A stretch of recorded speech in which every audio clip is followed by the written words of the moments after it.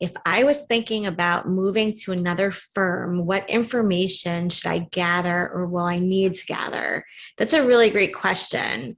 Um, and at our company, we help the candidates that we work with to prepare a business plan ahead of time because it's a good way to gather all the information you're going to need during the process and start thinking about those issues. So you're going to need to have a little bit of background on your experience because generally when partners move, they're not using a resume anymore. So it's kind of like a narrative, couple of paragraphs about where you went to law school, where you were before, whether you worked at other firms in other practice areas, had a clerkship, that kind of thing. And then you talk about what is it that you're doing now? What is your specialty area? What is your focus? What types of transactions or litigations do you work on? What types of clients do you work with? What do you do? What's your expertise? And then we talk about the numbers because unfortunately, a lot of firms are unable to hire a partner unless they can see that there's going to be some kind of revenue stream. So they want to know, even if you can't say, oh, I've got this much portable business, they want to know what are your relationships. If it was day one at the new firm, who would you call? What would you do to try and bring some clients you've worked with already or some new relationships to the firm? And for those of you who do have some history of business development and originations, generally the firms are looking for 3 years. So if 3 years works for you, that's easy. They want to know your collections over 3 years. They also generally want to know about your realization rate. Your firm may call it something different, but that means if I bill out $5 million, but I only collect $10, that's not a very good realization rate. If I bill out $5 million and I collect $4.7 million, that's a very high percentage.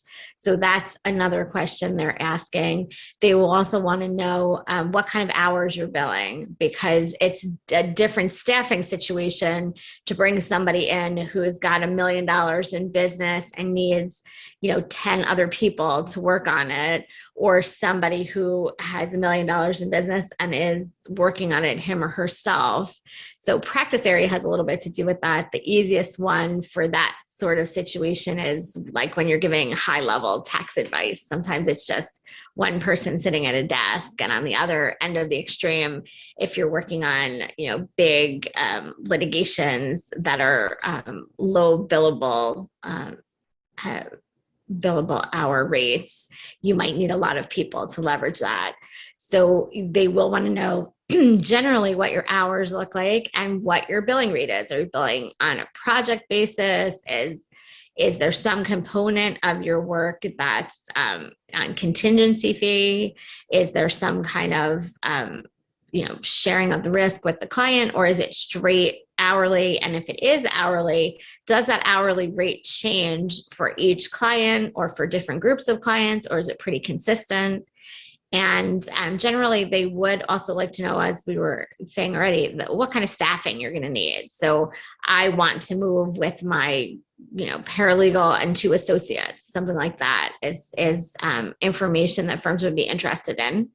And they will also want to know what you anticipate having at the new firm. So I'm looking for a platform that will allow me to now have an office in Chicago and to not refer out real estate matters anymore. And because of that, I believe that I could bring in this other work that I was unable to bring in last year. And I think that will result in something. And certainly no one's asking for specific numbers. They probably would love to see some numbers, so a range. I think that this client that I do M&A for usually does a deal once a quarter. Each deal is this much in billing usually. So if this client followed me and, continued to have the same pace of transactions, it would be about from here to there. It would be 100,000 to 200,000 a year, 500,000 to 750, whatever it is. And to the extent that you're somebody who's just starting in your business development activities, it's possible to talk about your relationships or to talk about why you haven't been able to leverage them at your current firm. And sometimes that's a reason that people want to leave.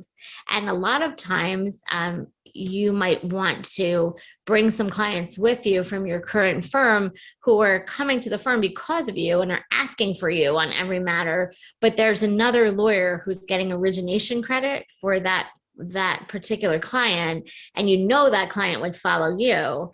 That counts when you're trying to figure out what kind of business you would have at the new firm.